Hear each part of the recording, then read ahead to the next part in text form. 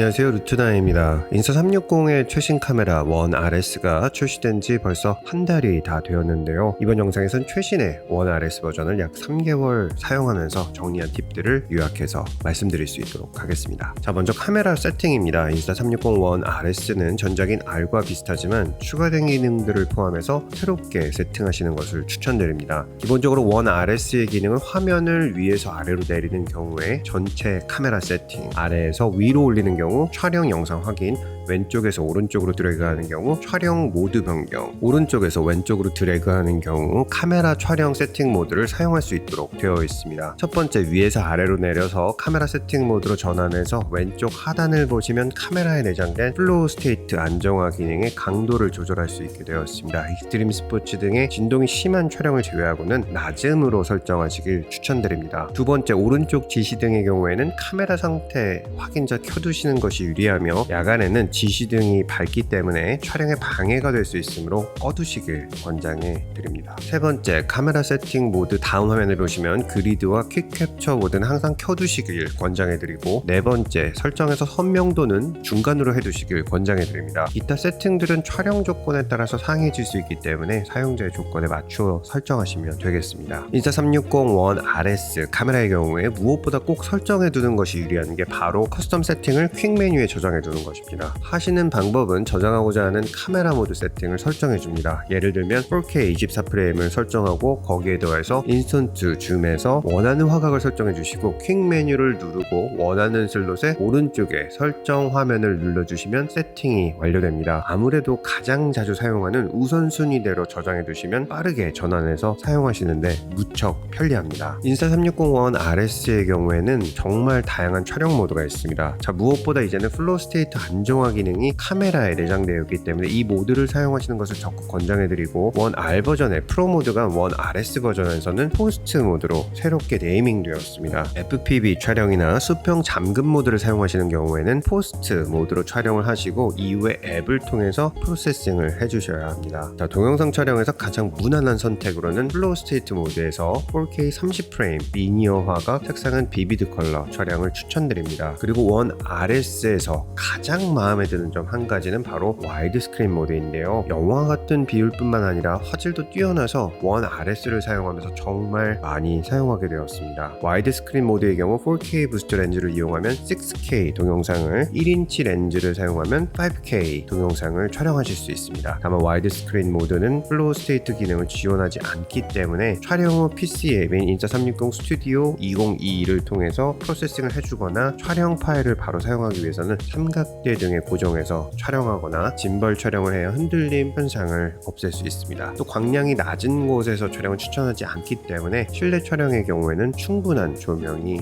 필요합니다. 자, RS 버전에서 또 한 가지 마음에 드는 영상은 바로 액티브 HDR 촬영인데요. 기존 원 R 버전에서 HDR 촬영 기능이 있었지만 원 RS에 업그레이드된 액티브 HDR 촬영 모드는 포스팅 현상을 완벽히 잡아서 말 그대로 이제는 자유롭게 움직이면서 HDR 비디오 촬영을 할 수 있게 되었습니다. 그림자의 어두운 부분들과 가장 밝은 하이라이트 부분의 디테일들이 확실히 뚜렷해져서 쨍쨍한 화면을 촬영하실 수 있습니다. 그래서 저는 일반적인 대부분의 촬영은 4K 모드, 영화 같은 촬영에는 와이드 스크린 모드, 날씨가 좋은 날에는 액티브 HDR 모드를 사용해서 촬영을 하고 있습니다. 자, 인스타360 원 RS는 조금 특별한 카메라죠. 바로 모듈식으로 되어 있어서 광각 렌즈는 물론이고 360 렌즈로 전환해서 촬영을 할 수 있다는 점이 가장 큰 장점입니다. 360 렌즈로 촬영하시는 경우 꼭 필요한 장면은 바로 렌즈 가드인데요. 둥근 형태의 렌즈 특성상 스크래치가 잘 날 수밖에 없습니다. 앞선 영상에서 원 X2의 경우에는 프리미엄 렌즈 가드 사용을 추천드렸는데요. 이번 원 RS 출시와 함께 원 R과 RS의 360 렌즈에 맞는 새로운 탈착식 렌즈 가드도 출시가 되었는데, 원 R과 RS의 360 렌즈를 사용하시는 분들께서는 꼭 구매를 하셔서 사용하시길 적극 권장해 드립니다. 360 렌즈로 촬영하시는 경우에는 항상 렌즈 렌즈캡 또는 극세사 천등을 항상 휴대하셔서 잠깐이라도 놓아두는 경우가 생길 때는 꼭 이를 사용하셔야 스크래치를 방지하실 수 있습니다. 360 렌즈 촬영 시에는 리프레이밍을 할 수 있기 때문에 상당히 편리하지만 딱 한 가지 주의하셔야 하는 점은 바로 스티칭 라인입니다. 스티칭 라인의 한계는 촬영 시마다 차이가 있을 수 있지만 1m 정도를 한계로 고려하시고 원하시는 피사체에는 렌즈가 항상 정면으로 볼 수 있게 각도를 조정해서 촬영하시는 것이 360 촬영에 있어서 가장 중요한 팁입니다. 자, 마지막으로 인스타 360에서 3인칭 시점을 볼 수 있게 해주는 새로운 제품인